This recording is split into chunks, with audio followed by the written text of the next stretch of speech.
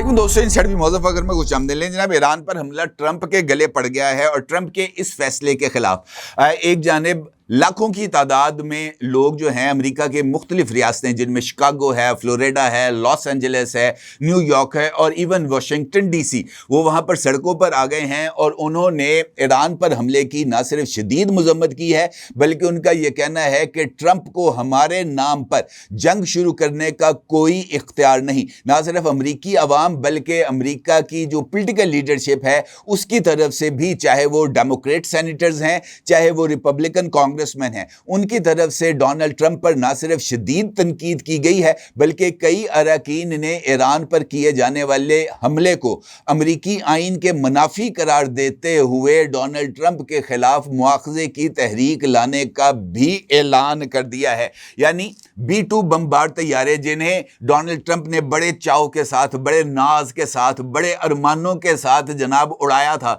कि वो जाएंगे और जाकर बंकर बस्टर बम फेंकेंगे ईरान के ऊपर। इन B-2 बमबार तैयारों ने यकीनी तौर पर ईरान के ऊपर बंकर बस्टर बॉम्ब्स तो मारे, लेकिन उन बॉम्ब्स के नतीजे में जो जल्जला बरपा हुआ है वो ईरान में नहीं बल्कि वो अमेरिका में जल्जला बरपा हो गया है और उससे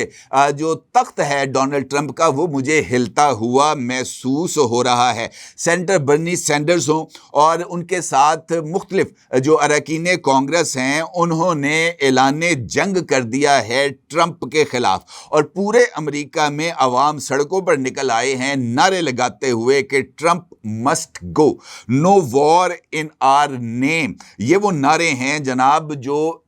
डोनाल्ड ट्रंप के खिलाफ लगाए जा रहे हैं। अब देखना यह है कि इस सूरत हाल में जो पॉलिटिकल प्रेशर है अंदरूनी तौर पर वो ट्रंप के ऊपर किस तरह डेवलप होगा। इस सारी सूरत हाल का जायजा लेते हैं क्योंकि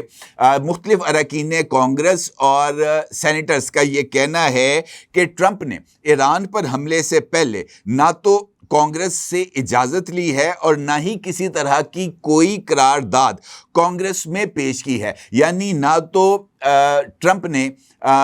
जो है वो ईवान नुमाइंदगान से इस बात की इजाज़त ली है और न ही सेनेट से इजाज़त ली है ईरान पर हमले की। अब इस सूरत हाल में सेनेटर बर्नी सैंडर्स ने बड़ा ही सख्त रद्द-ए-अमल दिया है और सेनेटर बर्नी सैंडर्स का ये कहना है कि ये हमला गैर आइनी, गैर इखलाकी और जंग को दावत देने के मुतरादफ है। सेनेटर अलेक्जेंड्रा का ये कहना है कि ये इकदाम साफ तौर पर सदर को माजूल करने के लिए काफ़ी है। सेनेटर एलिज़ाबेथ का ये कहना है only Congress can declare war, यानी सिर्फ कांग्रेस ही जंग का ऐलान करने का इख्तियार रखती है। ट्रंप ने आइन की धज्जियां उड़ा दी हैं। चक शुमर और रो Khanna, mark Warner, ED mercury और हकीम जेफर्स ने भी इस हमले को गैर कानूनी करार दिया है, अमरीकी अवाम के इत्मीनान के खिलाफ करार दिया है और ईरान पर हमले को आइन शिकनी करार दिया है। ये पहली मर्तबा है कि हमले के फौरी बाद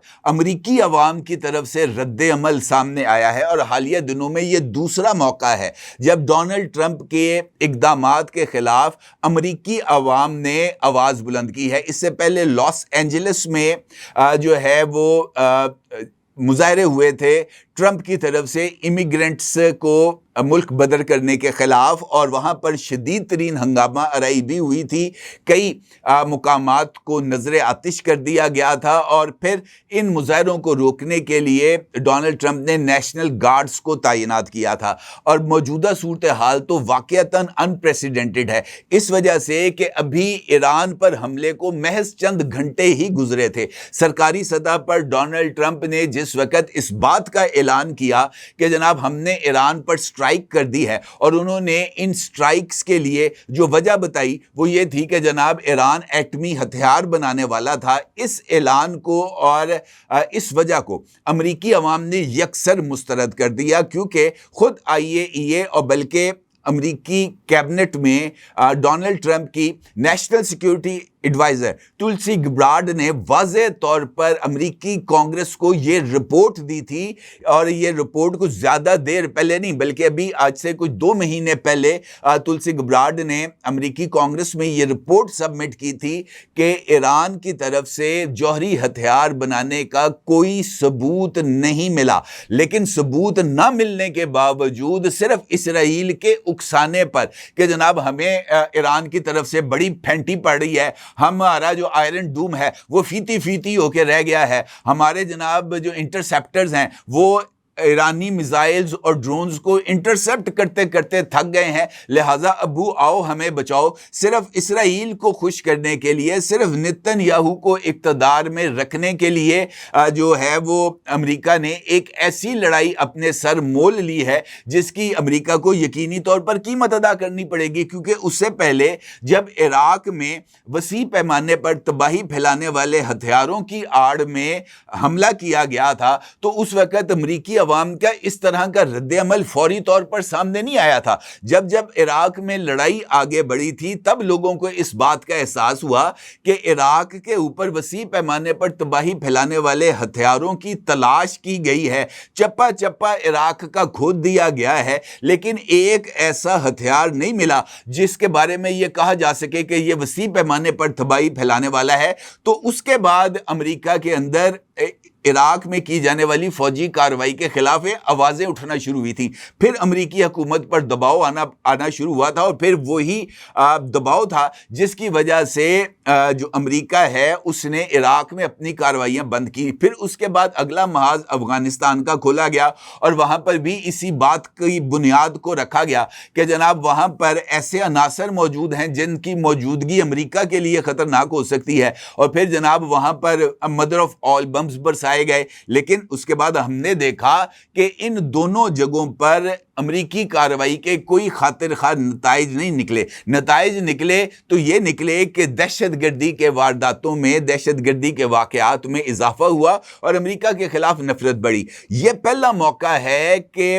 حملے کے فوری بعد امریکی عوام خود سب سے پہلے باہر نکلے۔ دیگر مسلم ممالک میں لوگوں کی طرف سے یا ان کی حکومتوں کی طرف سے محض مذمتی بیانات سامنے آئے۔ سعودی عرب کا یہ کہنا ہے کہ جناب ایران پر امریکی حملوں کی ہمیں تشویش ہے۔ پاکستان کی طرف سے یہ بیان سامنے آیا سرکاری سطح پر منسٹری آف فارن افیئرز کی طرف سے اور منسٹر آف فارن افیئرز کی طرف سے کہ جناب یہ جو حملہ ہے امریکہ کا ایران کے اوپر یہ قابل مذمت ہے، اور کسی ٹھوس ثبوت کی بنیاد کے بغیر جناب یہ جو حملہ کیا گیا ہے اس نے UN چارٹر کی خلاف ورزی کی، اور اسی طرح کے مذمتی بیانات مسلم ممالک کی طرف سے آئے۔ کسی جگہ پر ایک پتھر نہیں گرا، کسی جگہ پر ایک بندہ باہر نہیں نکلا جس نے باہر نکل کر جو ہے وہ اس بات کا نعرہ لگایا ہو کہ جناب امریکی حملے نامنظور۔ امریکہ ہی ہے جہاں سے یہ آواز نہ صرف بلند ہوئی ہے بلکہ یہ نعرے لگے ہیں، no war in our name, Trump must گو،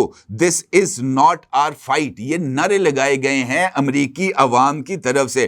چاہے وہ نیو یارک ہو، شکاگو ہو، سان فرانسسکو ہو، واشنگٹن ڈی سی ہو، بوسٹن ہو، فلوریڈا ہو، ہر جگہ پر جناب جنگ مخالف ریلیاں نکلی ہیں، اور ان ریلیوں کا یقینی طور پر امپیکٹ ہوگا۔ اب اس صورتحال میں یہ سوال ہے کہ کیا یہ لڑائی یا کیا یہ مخالفت محض ریلیوں تک ہی محدود رہے گی؟ مجھے ایسا نہیں لگتا، کیونکہ مختلف امریکی کانگریس میں جن کا میں نے ابھی آپ کے ساتھ ذکر کیا ہے انہوں نے امریکی کانگریس میں صدر ٹرمپ کے خلاف قانونی اقدام اٹھانے کا جو ہے وہ فیصلہ کیا ہے، اور ان کا یہ کہنا ہے کہ ایک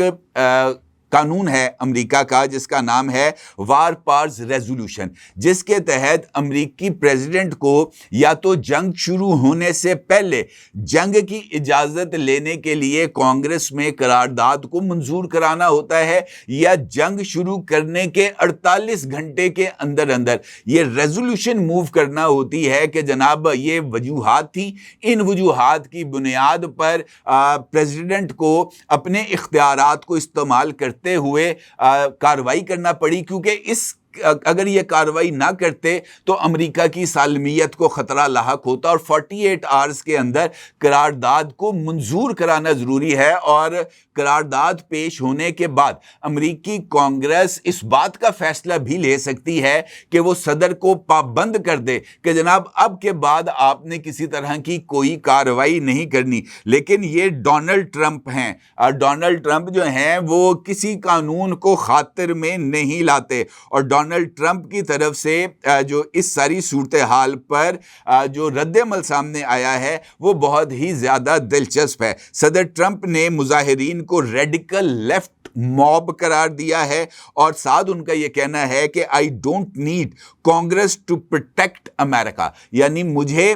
امریکہ کے تحفظ کے لیے، امریکہ کی حفاظت کے لیے کانگریس سے منظوری لینے کی کوئی ضرورت نہیں۔ اور ڈونلڈ ٹرمپ کے ان الفاظ نے یقینی طور پر آگ پر تیل چھڑک دیا ہے، اور خود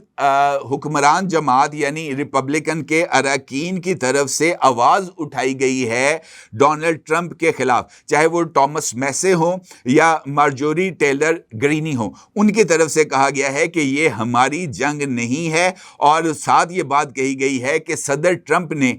جو اپنی آئینی طاقت ہے اس کا ناجائز استعمال کیا ہے۔ اور یہ بات بھی سامنے آ رہی ہے کہ اگر ڈونلڈ ٹرمپ نے